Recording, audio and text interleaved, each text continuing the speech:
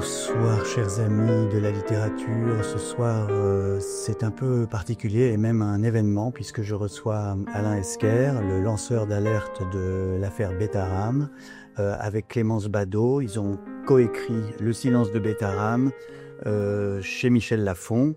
Il y a des passages insoutenables. Votre démarche, Alain, est née un jour où vous avez croisé Patrick Martin avec des élèves de Betharam, et tout d'un coup, tout vous est revenu, en fait. C'est-à-dire que c'est devenu insupportable pour vous de ne pas parler de ce que cet homme vous avait fait. Oui, tout de suite, quand j'ai rencontré cet individu, ce triste sire qui était à Betharam depuis plus de 40 ans, qui sévissait dans l'internat de ces jeunes garçons, je me suis rappelé tout de suite en 1983 quand il était arrivé. Moi, je suis un petit élève de Betharam, je rentre en CM1 dans cette institution. Vous avez quel âge? J'ai une dizaine d'années. Ouais. Je vais y rester donc pendant 6 ans. J'ai 9 ans précisément, du CM2 à la 3e. Et j'habite à côté de cette institution qui est renommée dans le Béarn. Je suis plutôt fier d'aller à Betharam, en fait, au départ, parce que pour moi, c'est aller dans l'école des grands. Betharam, c'est une carte postale. Oui, c'est imposant. C'est un bel immeuble près d'un fleuve. Enfin, magnifique bâtisse, une belle piscine, des cours de tennis. Une chapelle, un calvaire aussi, avec 15 stations. Et donc, je croise ce surveillant et je me dis, Alain, c'est quand même pas possible qu'il soit toujours là. Lui qui t'avait donné une rouste en 1983, qui était en plus totalement infondée, mais il en donnait un peu à tout le monde. Ce jeune homme, tout jeune d'ailleurs, qui est arrivé dans l'institution. Et là, mon sang ne fait qu'un tour. Je l'avais déjà revu, mais de le voir en contact avec ces petits garçons qui étaient tous très polis, qui me saluaient « Bonjour monsieur, bonjour monsieur ». Et là, son visage là qui m'apparaît, qui est une insulte pour moi. Et là, je me dis non, il faut que je porte en fait cette parole de Betharam, que je fasse connaître ce qui s'est passé. Alors peut-être je vais être stupide, je vais être dans mon petit groupe, mais qu'importe, il faut recueillir tous les témoignages. Là où c'est important, de ces violences physiques qui avaient perpétrées. Alors, vous avez commencé, donc, créer un groupe Facebook qui était le 10 octobre 2023. Mais en fait, vous parlez de ces violences physiques depuis 1996, c'est ça? Oui, en 1996. Pourquoi? J'en parlais déjà avant. Vous parliez autour de vous? Oui, autour de moi. Et puis, tout le monde me disait, mais arrête de pleurnicher, c'est pas grave, c'est l'éducation. Hein. Pour faire un homme, c'est normal de prendre des coups dans son éducation. Voilà, ça fait partie du décorum, de ces choses qui sont obligées, en fait, dans la vie, un passage, un rituel. J'ai l'impression que ça a duré tout le XXe siècle, sans doute les siècles précédents. Et puis, mais quand est-ce que ça s'est arrêté? Est-ce que quand même, dans les années 90, il n'y a pas un tournant? Le basculement à Betharam, ça va être l'arrivée des téléphones portables. Ah, bah voilà. Pour une fois que le téléphone portable a une vertu, c'est qu'on ne peut plus tabasser les enfants. On ne peut plus tabasser parce que tout va être filmé. Ouais. Et donc, ça va s'arrêter, grosso modo, 2005. C'est dingue, j'avais jamais pensé à ça. C'est la seule fois où on dit du bien des téléphones portables dans cette émission, parce que je suis très contre, mais là, pour le coup. Et Clémence Badaud, expliquez-moi un peu comment vous avez rencontré Alain et pourquoi vous avez pris fait et cause pour ce combat. Ça fait quand même quelques années maintenant. Moi, j'ai commencé ma carrière de journaliste à Radio France Pays Basque et Radio France Pau Béarn, donc c'est une région que je connais bien. Je connaissais déjà Betharam. On entendait déjà dans les années 2000 une sorte de petite musique de fond, une sorte de petite rumeur sur ces violences, sur ces châtiments, sans vraiment comprendre ce que c'était. Et puis, en août l'année dernière, ça fait presque un an, on s'est rencontrés pour un projet de documentaire et on a commencé à à vraiment parler, discuter, enquêter beaucoup ensemble aussi. Mais Alain, il avait à cœur d'écrire un livre. Donc régulièrement, il me disait Clémence, le livre. Et il se trouve que mon mari écrit aussi, donc je connais quelques personnes dans l'édition. Et en janvier, j'ai appelé Michel Lafon et je leur ai parlé de Bétarame. Je leur ai dit, j'ai un spotlight à la française. Je leur ai pitché un peu comme ça. Spotlight, c'est quoi? C'est une série? Non, c'est un film en fait qui se passe aux États-Unis, qui dénonce les évêques pédophiles. Ça, voilà. Oui, c'est vrai. Et ils ont eu le nez vraiment très creux parce que le 5 janvier, personne ne connaissait l'affaire de Bétarame, à part les gens localement. Mais Oui. en France, vous parlez de Bétarame, on vous regardait avec des yeux ronds. Ils ont eu le nez creux parce qu'ils m'ont dit, c'est super. Ouais, vraiment, on va y aller.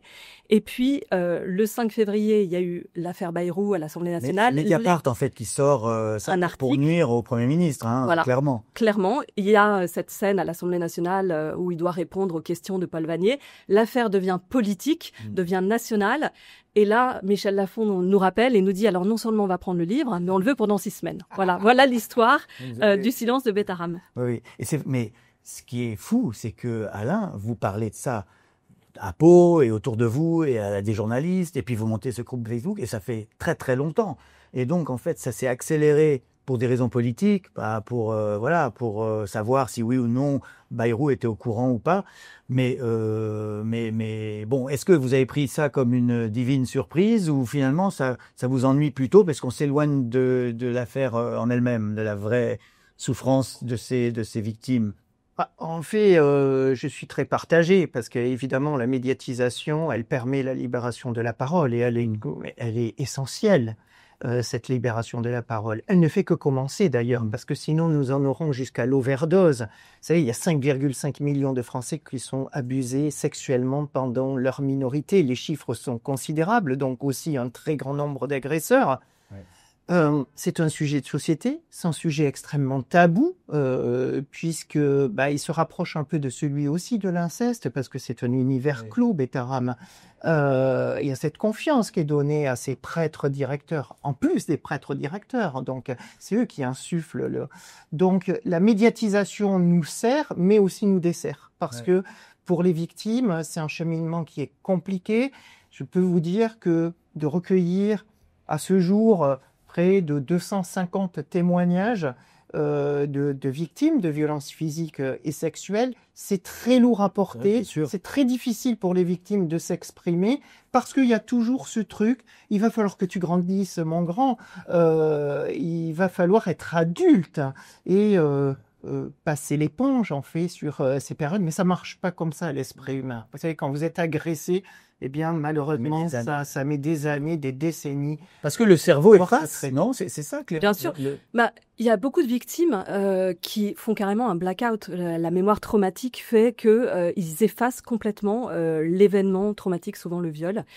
On parle d'une victime dans le livre qui va avoir comme un flash, qui va se réveiller 30 ans plus tard en regardant effectivement François Bayrou à l'Assemblée nationale répondre à ses questions sur la violence à Bétarame. Et là, tout lui revient en pleine tête.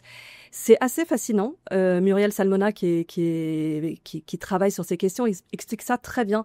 C'est tellement violent que pour vous protéger, en fait, votre cerveau, il oublie, il efface, il enferme tout ça. Mais c'est toujours en vous. Et puis, ça peut vous éclater à la figure à n'importe quel moment. Et c'est vrai que on a beaucoup de victimes qui vont, comme ça, 30 ans plus tard, avoir ce traumatisme qui va rejaillir. C'est absolument terrifiant. Alors, en plus, ce qui a doublé aussi l'intérêt pour votre livre, c'est que la fille de François Bayrou témoigne dans votre livre. Et pourquoi est-ce que vous avez intégré ce témoignage? Parce qu'elle n'était pas vraiment à Bétarame, elle était dans un établissement... je dirais lié, mais pas vraiment. Elle faisait partie de l'établissement d'Igon. Et ensuite, elle va aller au lycée de Bétarame et elle va y être donc demi-pensionnaire. Hélène, son témoignage, il est essentiel dans le livre. C'était pas prévu au départ. Et elle va me contacter quelques mois avant justement sa parution, le 24 avril. Pourquoi ? Parce que elle va m'expliquer quelque chose que moi je n'avais pas encore cerné. C'est que même quand on est enfant de notable, on peut aussi être violenté dans ce type d'établissement. Mais jusqu'à présent, il y avait cette petite musique que on choisissait en fait. On tapait surtout ceux qui n'avaient pas de parents, les internes, les internes surtout. Mais elle va être prise à partie aussi en disant mais elle a vu ces violences et pourquoi elle n'a rien dit. Et c'est vrai que les victimes se posaient la question parce que quelque part ces enfants de notables ils étaient regardés en fait comme des privilégiés. Oui, comme des privilégiés parce que son père était ministre de l'Éducation nationale. Et son travail sur le déni collectif est intéressant à mon sens et il donne un éclairage supplémentaire. Parce que c'est pas parce qu'il y a tout le monde qui assiste à des violences qu'il y a des interventions, en fait, on ne dit rien. Et qu'est-ce qu'elle nous apprend? Qu'elle n'a rien dit à son père. Ouais. Alors certains disent, elle est là pour le protéger. Oui. Mais non, en fait, ça marche pas comme ça. D'ailleurs, si elle voulait vraiment le couvrir, je pense pas qu'elle serait allée chez Mediapart et elle aurait livré d'ailleurs des informations tout à fait confidentielles directement lors de l'émission. Mais elle fait preuve d'un courage, moi, que je trouve exemplaire. Par contre, elle n'est pas elle violentée à Bétarame, elle est violentée dans un camp d'été qui est organisé par un abbé qui s'appelle l'abbé Lartiguet et qui est curé d'Asson. Et juste pour revenir sur l'élément déclencheur et le coup de fil d'Hélène le 21 février à Alain, parce que je pense que c'est très intéressant. Il y a un journaliste de Sud-Ouest qui l'appelle le 21 février pour lui dire, voilà, Hélène, un ancien élève de votre classe porte plainte contre vous et contre votre père pour non-dénonciation de faits de violence parce que vous avez assisté à son tabassage, il a vu l'effroi dans vos yeux, il est convaincu que le soir à table, vous en avez parlé à votre père et donc il porte plainte contre vous. Et là, ça a été l'élément déclencheur et c'est hyper intéressant parce que ça vient toucher du doigt la force du déni, la chape de plomb. Non, Hélène Bayrou, elle a eu ce regard d'effroi, effectivement, mais parce que ça l'a renvoyée elle-même à sa propre agression, elle est devenue sidérée. Et il y a une phrase très belle qu'elle dit dans le livre, elle parle de ce regard de papillon mort épinglé au mur. C'est vraiment ça, en fait, ce qu'elle a vécu. Et je pense que elle t'appelle quelques heures après, parce qu'elle veut aussi témoigner de ça, parce qu'elle veut, elle, faire évoluer les mentalités, expliquer ce que est le déni collectif et faire changer les pensées de manière très intellectuelle, très philosophique. Et c'est ça aussi qu'elle nous a apporté. Ah oui, cette approche, elle est extraordinaire. Et elle se fiche que son père soit Premier ministre ou pas. Elle prend tous les risques et c'est ça qui est intéressant. Je trouve qu'il faut et c'est pour ça qu'il faut lire le livre pour comprendre pourquoi on fait son témoignage vient éclairer tout le reste. Alors rentrons dans les détails, même si c'est vraiment très dur. Donc vous étiez externe, c'était plutôt une chance, parce que c'était bien pire pour les pensionnaires. Douche glacée, sévices nocturnes, viol, attouchement, isolement extérieur en pyjama ou en caleçon, pieds nus en plein hiver. Alors ça, c'est une torture qui est répertoriée dans les livres sur les goulags soviétiques. On vous met dans le froid pendant des heures en sous-vêtements. Ça s'appelle la punition du Perron, qui est donc vraiment située en bordure du Gave de Pau, donc un endroit glacé l'hiver, et où les enfants étaient laissés parfois plusieurs heures. Le témoignage de Marc, il a failli être amputé, ce gosse, parce qu'il est resté trop longtemps dehors, il a failli perdre ses 4 membres. Oui. C'est fou. Et il y en a un, c'est peut-être lui qui a réussi à trouver un... C'est Marc. Donc ça veut dire que c'était assez récent, il a trouvé un téléphone portable. Alors non, il a trouvé une carte de téléphone pour aller à la cabine téléphonique. Ah oui, d'accord. Il est allé à la cabine téléphonique, appeler son père. Exactement. Son père est arrivé avec l'air conditionné à fond en position chaude. Exactement. Pour l'emmener à l'hôpital. Exactement. Et il lui a sauvé comme ça les doigts. Les doigts, les pieds, voilà. Ouais. Enfin, c'est pour dire quand même tout ça est incroyable. Imaginez quand même, on est sur des enfants de 10, 12, 14 ans. Et en quelle année qui ont Là, on est en 96. 96. C'était hier. Est-ce que c'est hier, c'est une génération quoi. On dirait le Moyen Âge, mais c'est pas le Moyen Âge. Il faut bien dire ça parce que par exemple moi dans mon livre, je parle de mon père à Sorèze et c'était dans les années 40. Alors on peut se dire les années 46, 47 après la guerre. Ça devait être la pénurie. Bon, alors donc voilà, les enfants souffraient énormément.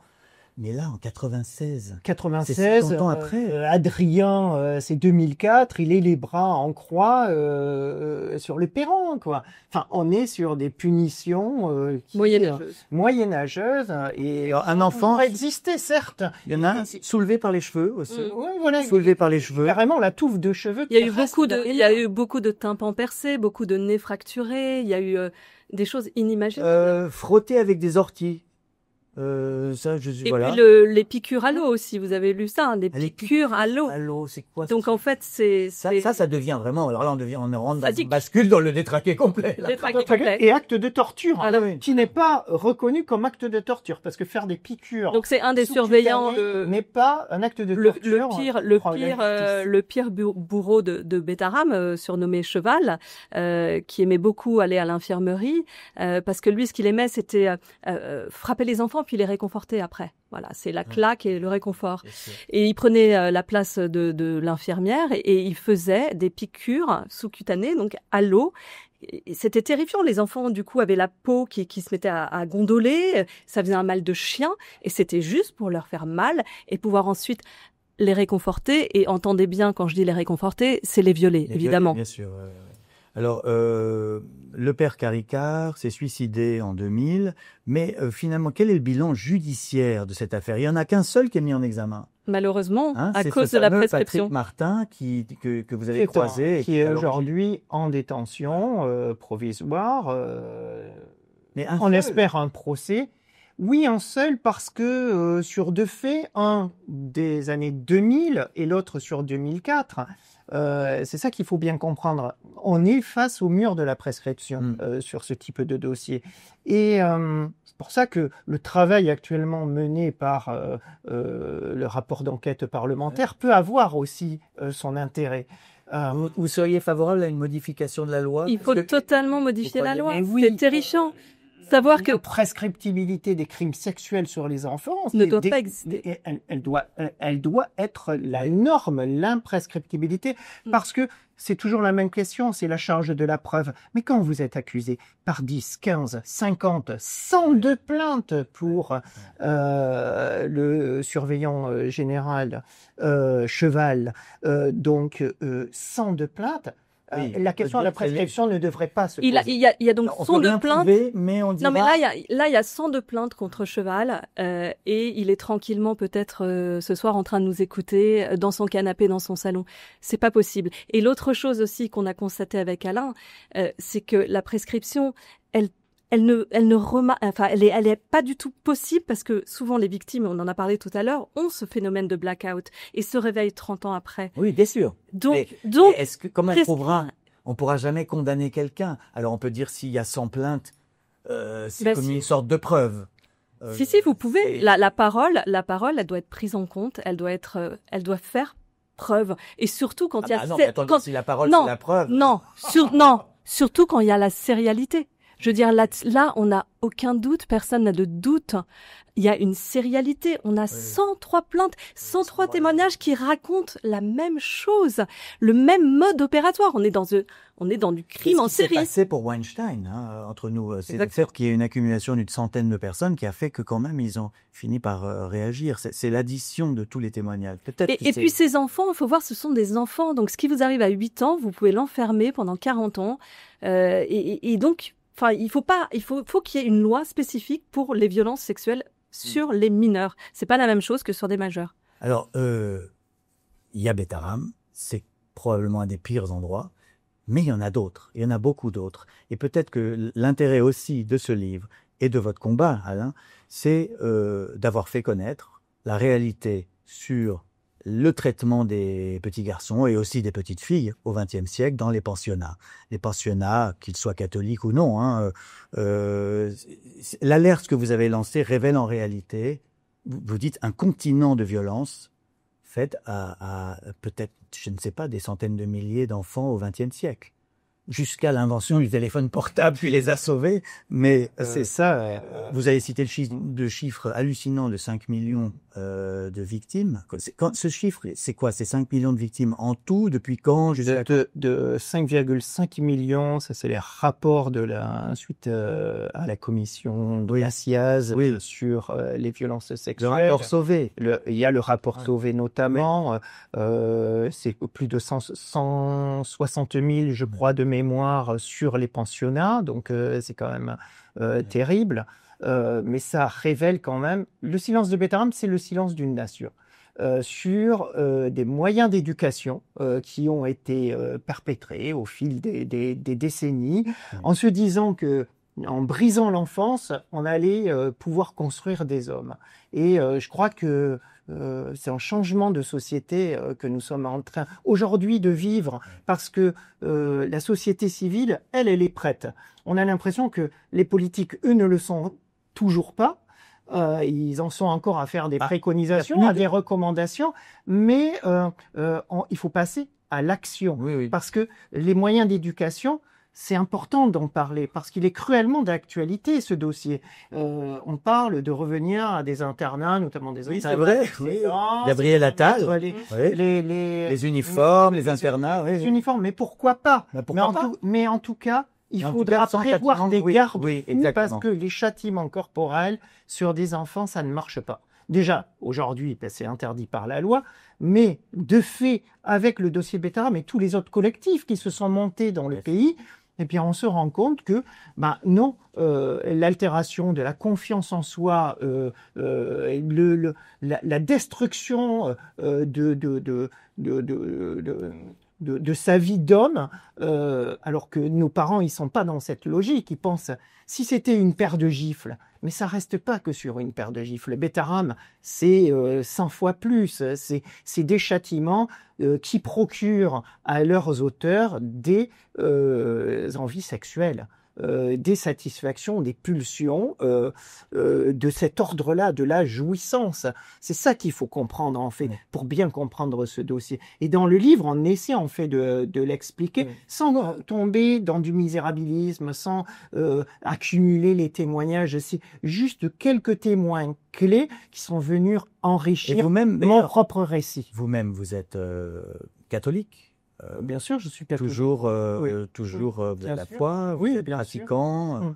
Alors, pratiquant beaucoup moins aujourd'hui qu'auparavant, mais d'ailleurs certains me le reprochent de dire que je suis chrétien et que je crois toujours dans la parole de l'Église. C'est pas parce que certains de ses serviteurs ont failli dans le passé, et c'est pour moi très très important de m'investir aussi auprès de l'Église pour dire il faut changer les choses, il faut nettoyer ces écuries ecclésiales parce que il en va aussi de notre responsabilité de chrétien. C'est intéressant parce que vous pensez, Clémence, que l'Église n'a pas tellement suffisamment réagi à cette affaire dans son ensemble. C'est vrai qu'on n'a eu aucune parole d'évêques, de prêtres qui sont venus nous soutenir. Non. Je pense que c'est encore un problème trop difficile pour eux à affronter. Et c'est dommage parce que moi, je partage la foi catholique avec Alain. Je suis aussi chrétienne et je pratique. Et j'ai pas envie que mon église, elle ressemble à ça. Et je trouve qu'il faut, comme tu dis très bien, nettoyer les écuries d'Augias. Et maintenant, il faut saisir ce problème à bras-le-corps, l'affronter, oser l'affronter, le regarder dans les yeux et le régler. De nombreux écrivains, nous sommes dans une émission littéraire de très haute qualité, comme vous le savez, c'est pourquoi vous êtes là tous les deux, mais de nombreux écrivains ont dénoncé la violence des pensionnats français. Je pense à Charles Juliet, qui parlait des enfants de troupe, à Patrick Modiano. En 1982, dans De si braves garçons, sur le Moncel, à Jouy-en-Josas, il avait 11 ans. Sorge Chalandon a écrit sur un bagne d'enfants à Belle-Île-en-Mer. Je pourrais continuer l'énumération, c'est vraiment incroyable. Michel Onfray a parlé de son pensionnat à Giel. Ici même, chez La Pérouse, dans cette émission, Serge Rezvani nous a raconté comment on l'obligeait dans un pensionnat pendant la guerre à s'agenouiller sur du riz. Vous voyez, une torture qui n'était pas à Betaram, mais il paraît que ça fait très très mal d'être à genoux sur des grains de riz. Jean-Louis Hésine en a parlé, etc. Et vous-même, Frédéric, dans votre dernier livre, seul pour le pensionnat de Sorèze. ou agriffer votre... Je ne l'aurais pas dit si vous ne l'aviez pas mentionné, mais puisque vous le mentionnez, je vous remercie parce que c'est grâce à vous qu'on a créé un groupe Facebook sur vos conseils qui permet aujourd'hui de libérer la parole de pas mal d'anciens élèves de Sorèze qui ont été frappés, tabassés. Alors pour l'instant, je n'ai pas de témoignages sexuels, mais c'est vraiment beaucoup de traumatismes qui s'étalent sur une quarantaine d'années. Donc voilà, il y a d'autres pensionnats qui sont accusés de violence. Notre-Dame du Sacré-Cœur à Dax, surnommé Cendrillon, parce que les élèves faisaient le ménage, je ne sais pas, je ne sais pas très bien. Saint-François-Xavier à Ustaritz, Notre-Dame de Garaison dans les Hautes-Pyrénées, Riaumont dans le Nord où il y a eu une vraie affaire qui est en justice. Donc c'est important de dire ça parce que ce livre-là aurait pu s'intituler vous avez dit le silence d'une nation. Oui, ça aurait pu être ce titre. C'est-à-dire que moi, je n'arrive pas à comprendre. Je vous le dis très franchement, quand j'ai découvert ce qu'avait été l'enfance de mon père ou la vôtre, je ne comprends pas parce que c'est le sommet de l'abjection pour moi de frapper un enfant. Je n'arrive pas à comprendre. On pensait quoi? Qu'on allait arriver à les élever comme ça. Oui, mais là, c'est ce qu'on pensait. Là, il faut se replonger aussi dans une époque. Et les parents, et le rôle des parents aussi, qui exilent leurs enfants dans des prisons. Moi, je suis frappée de voir que les parents démissionnent souvent quand même. Ils sont bien contents de confier à cette époque, c'est aussi très générationnel, l'éducation à la dure de leurs enfants. C'est vrai, dans les témoignages, souvent ce sont des parents très occupés, qui n'ont pas le temps de prendre soin. Et puis, c'est classe quand même d'avoir ses enfants à Bétarame. Oui, à l'époque, c'était même cher. C'est très cher. C'est 10 000 francs. C'est très cher. C'est un bon niveau quand même, scolairement. Et puis, il y a cette aura. On est tout près de Lourdes. Il y a eu des apparitions mariales à Bétarame. C'est quand même tenu par ses pères, et c'est d'ailleurs tout le problème, qui sont des demi-dieux dans cette région. Le père Caricard est un demi-dieu. Le père Ségur est un demi-dieu. Donc on est très fiers d'avoir son enfant à Bétarame. Alain, je vous pose une question personnelle, vous n'avez pas oublié de répondre, mais vous en avez parlé avec votre mère ou votre père qui vous ont inscrit à Bétarame? Non, moi je n'ai jamais parlé des violences que j'avais subies dans l'établissement de Notre-Dame de Bétarame. Mes parents ne m'ont jamais questionné à ce sujet. Il y avait aussi des corrections à la maison, mais qui étaient quand même légères. Ouais. Je raconte dans le livre d'ailleurs, je me suis pris une claque par mon père, une seule. Donc pour vous dire que c'était complètement disproportionné à Bétarame par rapport à ce que on prenait des roustes carrément. Et quand je parle de roustes, c'est combien de coups? C'est plusieurs coups. Oui, ça peut être. On a eu un surveillant par exemple qui a donné 21 coups à un enfant de 14 ans pour une lecture non appropriée. Lecture non appropriée qui était un récit philosophique, pour vous dire. Il avait tout simplement pas demandé l'autorisation aux surveillants. 21 coups. Il y a toute l'étude qui compte les 21 coups. Il faut s'imaginer. Mais il peut en mourir. Mais il peut en mourir, oui. Bah, de toute façon, il y a des gens aussi qui sont... C'est des coups de poing, des coups de pied. C'est des gifles, mais qui sont portés avec une violence d'adulte sur un visage d'enfant. Alors déjà, c'est peut-être trop, mais comme ça, c'est des coups sur les flancs parce que vous tombez sous le... Moi, j'ai vu des élèves tomber. Moi-même, je suis tombé sous les coups de cheval par terre. Et puis cette jubilation dans les yeux, d'avoir cette supériorité de pouvoir frapper un enfant et de savoir que il n'y a pas de conséquences. Donc même si vous revenez à la maison avec une marque ou autre, vous allez dire je me suis battu avec un copain. Les enfants sont des objets. Les enfants sont des objets. Les enfants sont des objets pour montrer votre pouvoir, pour montrer votre supériorité, et dans le cas de Bétarame aussi des objets sexuels deviennent des objets sexuels. Et donc vous n'étiez absolument pas considérés comme des personnes humaines à aucun moment. Oui, c'est la négation de la personne humaine. Ça, c'est ce qui m'a, quand j'ai fait mes études de droit, c'est ça qui m'a vraiment motivé pour dénoncer. Et vous voyez, la société, elle est prête juste aujourd'hui. Ouais. Sinon, depuis des années et des années, je prêche dans le désert. Oui, c'est le cas de le dire, parce que par exemple, avec Jean-François Lacoste-Séris, le père de cet enfant, donc qui a eu le tympan en partie brisé, eh bien, je distribue des tracts aux parents de Betaram. En 96. En 96. Et ces parents me le jettent au visage, comme pour dire, mais qu'est-ce que tu viens nous embêter avec ces histoires de violence? Nous, on est d'accord. Il faut des bonnes corrections aux enfants pour qu'ils progressent dans la vie. Moi, j'ai certaines victimes aussi au départ, et ça m'horripile, qui me disent, mais on est devenus des hommes grâce à ça, comme si Betaram nous avait greffé un pénis. Enfin, il faut, tout ça est extrêmement ridicule, et je trouve qu'il y a eu une démission parentale en se disant, ces établissements, on leur délègue notre autorité, notre éducation, pour donner la meilleure éducation possible. Et surtout, on ne touche pas à l'institution. C'est ça. Le plus important, et c'est d'ailleurs aussi, moi je pense, la position aujourd'hui de l'Église. L'Église, elle préfère parfois sauver l'institution plutôt que de prendre parti pour les victimes. Il y a aussi une question importante qui est d'ailleurs soulevée par les commissions d'enquête parlementaires, c'est l'absence de contrôle de l'État sur ces endroits. Pourquoi sont-ils des lieux de non-droit? Que faisait l'éducation nationale par rapport à ces centaines et centaines d'endroits? Elle était déjà un peu débordée, et effectivement, elle se concentre sur les lycées, les collèges publics. Oui.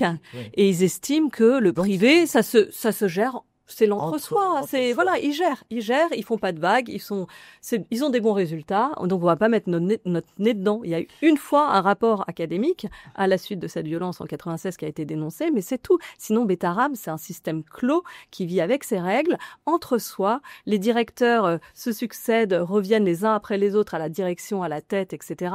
Les professeurs sont complètement asservis parce que c'est des professeurs du privé, donc qui n'ont pas le CAPES, qui n'ont pas les diplômes pour aller bosser dans le public, donc ils n'ont pas les moyens de dénoncer ce qui se passe. Ils sont souvent en couple, c'est souvent leur premier boulot. Ils arrivent là, ils font construire la petite maison, ils ont les enfants dans le jardin, ils vont pas se faire renvoyer tous les deux, donc ils ferment leur gueule.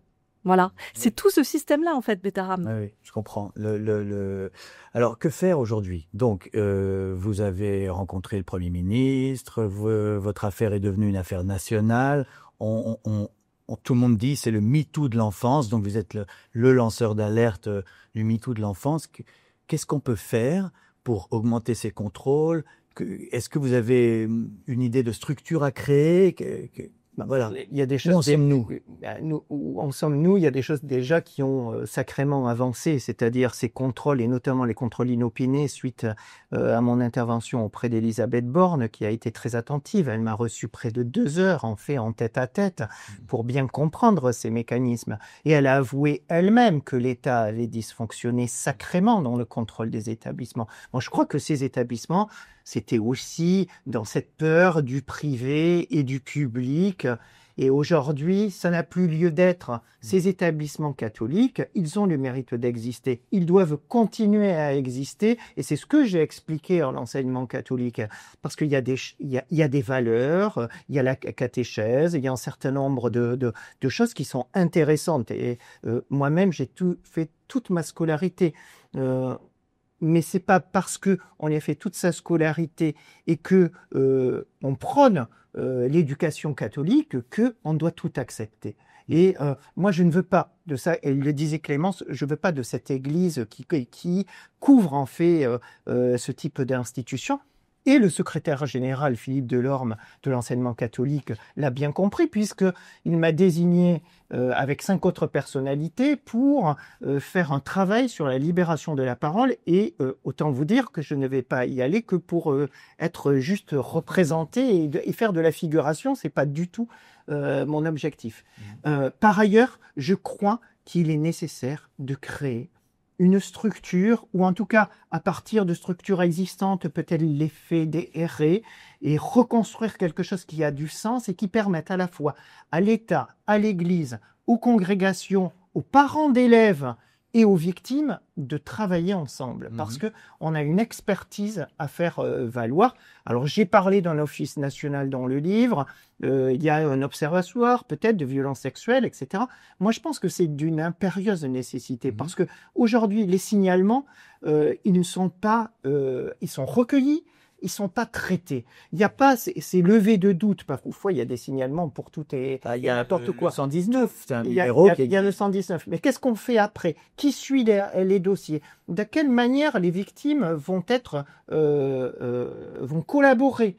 Donc, il est nécessaire de se mettre autour de la table et de discuter. Alors, pour le moment, moi, je discute un peu avec tout le monde, mais j'ai pas encore réussi à rassembler toutes les entités pour faire un travail en commun et avoir des objectifs. Des contrôles inopinés donc dans les établissements scolaires, des parents référents sur l'ensemble du territoire, des lanceurs d'alerte, parce que des Alain Esquer, il en faut partout. Hein. Il y a aussi une instance nationale indépendante de reconnaissance et réparation, le l'INIR. Oui, l'INIR, qui vient en complément du CRR. Mais là encore, c'est des traitements individuels. On voit bien que sur le dossier Betaram, parce que vous avez été violé par un laïc, vous n'avez pas droit aux indemnisations, il faut être violé par un prêtre, mais ce qui pose aussi un certain nombre de questions, parce que pour les victimes, mais parfois, il y a des révélations qui vont être faites et vont orienter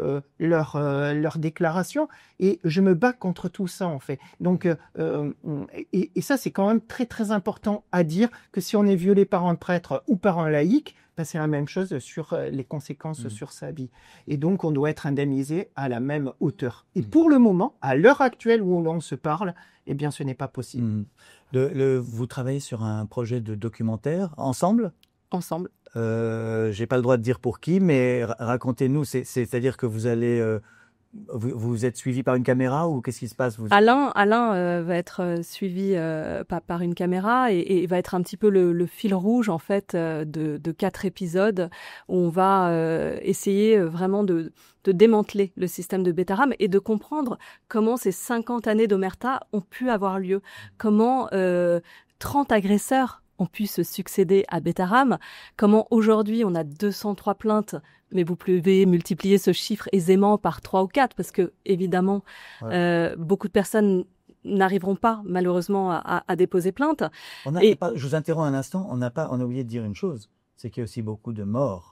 Oui. Il y a des suicides. On a répertorié une trentaine d'élèves qui se sont suicidés alors qu'ils étaient élèves à Betaram ou après avoir quitté l'institution. C'est énorme. Moi, je sais que dans mon expérience, quand j'étais à l'école, il y a peut-être eu un suicide en 20 ans. Donc ça, c'est une vraie question, en fait. Qu'est-ce qui les a... dans le document. Voilà. Qu'est-ce qui les a poussés au suicide? Et ce qui est très beau aussi, dans le groupe Facebook d'Alain, c'est qu'on a énormément de familles et de proches qui demandent à entrer en contact, justement, avec les amis, parce qu'ils sont, depuis ces années, plein de questions sur la mort tragique de leurs proches et ils disent est-ce que tu connaissais un tel, est-ce que tu sais pourquoi, et ils font une petite enquête à leur échelle pour comprendre ce geste tragique et essayer d'apporter des réponses en fait, mais on est convaincus tous les deux que beaucoup de suicides sont liés sans doute j'ai recueilli un témoignage de Sorèze, d'un ancien de Sorèze qui est parti vivre au Québec parce qu'il est dégoûté par ce pays, la France, et dans sa classe, il y a 3 suicides dans une classe. Donc c'est énorme, c'est vraiment des proportions incroyables. Et là, en fait, il faut aussi évoquer, et c'est aussi l'objet du livre, je pense, les répercussions que tout ça peut avoir sur ces hommes aujourd'hui qui ont 50, 60, 70 ans, qui sont des hommes qui ont réussi à construire leur vie, à avoir parfois une famille, un super boulot, etc. Mais quand vous leur reparlez des années Betaram, ils redeviennent le petit garçon de 10 ans dont la souffrance n'a pas été entendue, n'a pas été écoutée. Et ce traumatisme infernal, doublé de ce silence, de cette chape de plomb de silence qu'on leur a imposé jusqu'à ce qu'Alain arrive. Alain, il faut savoir qu'il a entendu chacune des 203 victimes. Et il est encore là. C'est pas un peu... Non mais franchement, on vous le demande jamais, comme si vous étiez une sorte de de saints ou de soldats, mais de recueillir toutes ces paroles. Il faut apprendre à écouter. Et chaque victime, c'est plusieurs heures en fait, parce que des fois, ils vous rappellent, ils cherchent aussi. Vous êtes là à la fois un enquêteur, vous êtes psychologue, vous êtes fournisseur aussi de documents, parce que vous mettez en relation. Vous gérez les journalistes. Vous gérez les journalistes parce que ils veulent pas parler. Je le dis dans le livre. Ils veulent pas. Un journaliste, il vous appelle. Je veux un viol sur en Franche-Comté. Et parce que j'anime une radio locale. Mais vous avez quelqu'un en Savoie. Est-ce que vous voyez? Oui. Mais c'est ça en fait au quotidien. On est un peu comme un supermarché quoi. Et moi j'avais l'impression de mettre mais si je fais ce travail-là, c'est que ça n'existe pas. Enfin, je crée une méthode, une façon d'agir. Il faut des gens totalement désintéressés qui vont passer toute leur soirée, tout leur week-end dans quelque chose qui est d'intérêt public. C'est pour ça que je dis lire Le silence de Bétarame, c'est d'intérêt public, c'est de salut public, pour pas reprendre forcément l'expression révolutionnaire, mais c'est un peu ça quand même, c'est la révolution dans ce livre, parce que peut-être vous allez passer par par de l'émotion évidemment, mais aussi par des moments de sourire, etc. Comme quand je décris la scène où le prêtre nous explique comment fonctionne la sexualité entre hommes et femmes. Et on voit qu'il y a de la jouissance de sa part. Et on voit qu'il n'y a pas d'expérience. Il n'y a pas beaucoup d'expérience. Malheureusement, il y en a. Et ce qu'il faut dire aussi, c'est qu'Alain, quand tu te lances dans cette aventure, après avoir croisé ton agresseur, à aucun moment tu n'imagines la teneur des témoignages qui vont arriver à toi. Toi, tu imagines que les autres, comme toi, ils ont vécu des violences physiques. Et tu découvres ce continent de violences sexuelles, notamment avec le témoignage d'Alexandre, qui est le premier qui va te confier son viol lors d'un camp scout sous une tente. Et ce chapitre est très beau parce que tu expliques comment ce témoignage va rester en boucle dans ta tête et comment tu comprends à ce moment-là, j'ai envie de dire, ta mission. Ouais. Mais Alain, alors je surenchéris, pardon, c'est peut-être désagréable, mais vous n'êtes jamais sorti de Bétarame finalement. Puisque vous avez été, quand on aime, vous y avez été, quand on aime, on ne compte pas. Ouais. Non, mais sérieusement, vous y avez été élève, on vous a tabassé. Ouais. Finalement, ensuite, vous avez décidé de dénoncer tout ça, et ça vous a pris encore une trentaine d'années. Et ça me prend encore du temps, mais je ne le regrette pas. Je suis attaché à Bétarame, et d'ailleurs dans le chapitre du livre. Et vous habitez pas loin en plus. Et j'habite à 700 mètres de l'établissement. Vous voyez, j'ai la vue sur le calvaire de Bétarame. Peut-être je serai enterré au cimetière de Bétarame. Vous voyez. Mais enfin. Peut-être pas. Mais il faut s'en aller là. Foutez le camp là. Foutez le camp. Laissez tomber. Non, vous avez jamais. Non. Vous avez jamais renoncé. Je suis attaché. Et c'est très curieux en fait, vous avez raison de le souligner, c'est très curieux cet attachement à quelque chose qui vous a fait souffrir. Ouais, qui m'a fait souffrir, et de l'autre j'étais attaché aussi à des prêtres qui se sont toujours très bien comportés envers moi, notamment ceux de la maison de retraite.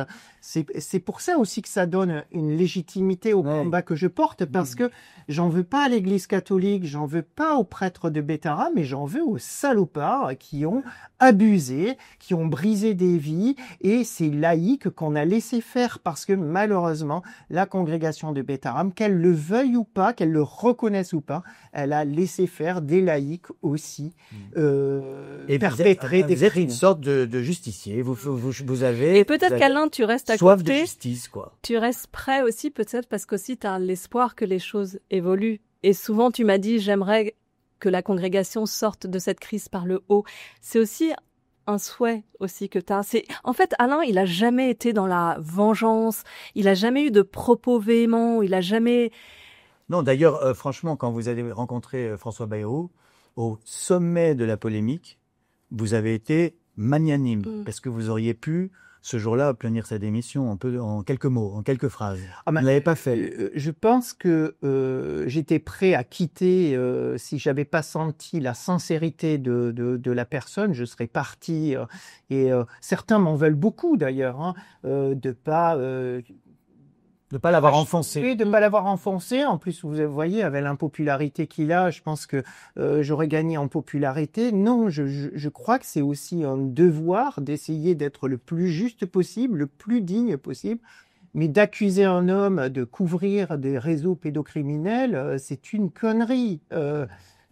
Après qu'il n'ait pas agi comme il aurait dû agir, comme beaucoup d'enseignants, toute cette communauté, tous ces élus qui gravitaient autour de ce type de structure, et notamment celle de Bétara, oui, il avait une responsabilité. Je le dis dans le livre, je lui ai dédicacé à Matignon d'ailleurs le livre, et vous savez ce que j'ai mis dans la dédicace? J'ai mis à François Bayrou, l'homme qui peut tout changer. Parce que je crois que les hommes, ils ont toujours cette capacité de pouvoir progresser, d'aller au-delà. Aujourd'hui, il est Premier ministre, et c'est de sa responsabilité de traiter de ces dossiers de victimes, même s'il n'aime pas ça, même si ça le remue au fond de lui, parce que je sais que c'est un homme qui est blessé, qui souffre, qui n'est pas du tout fier de cette affaire de Bétharam. Et c'est un père de victime. Et c'est le père d'enfants. Il a beaucoup de petits-enfants. Donc, considérons que ce dossier, il n'est pas si simple qu'il n'y paraît. Parce que tout le monde aimerait avoir une personne responsable de ce merdier. En fait, je dis qu'on a tous une responsabilité dans cette façon de croire que en brisant les enfants, en permettant d'approcher leur corps, de les violenter, eh bien, on peut se permettre ce que se sont permis ces laïcs et ces prêtres de Bétharam. C'est donc Le silence de Bétharam d'Alain Esquer et Clémence Badaud. Merci infiniment d'être venu. C'est aux éditions Michel Lafon. Et je dirais même, pour reprendre encore plus de la hauteur, c'est aussi un devoir d'écouter ces victimes, parce que ce sont, c'est la masculinité qui est en cause. Oui. Si on veut savoir ce que sont les hommes, il faut s'interroger sur nos pères, sur ces hommes traumatisés, parce qu'ils sont si nombreux que peut-être que c'est là le secret du changement, et que peut-être si on entend cette voix-là, on pourra tous évoluer ensemble. Voilà, c'était une belle parole finale. Voilà, merci beaucoup à tous. Merci à l'équipe du Figaro Télé qui est si patiente avec nous. Merci à la Pérouse. Je voulais dire autre chose. Ah oui, les dinosaures. Je termine toujours avec une bêtise, pardon. Hein. Les dinosaures ne lisaient pas de livres. Or, ils ont disparu. Coïncidence? Je ne crois pas, non. Bonsoir.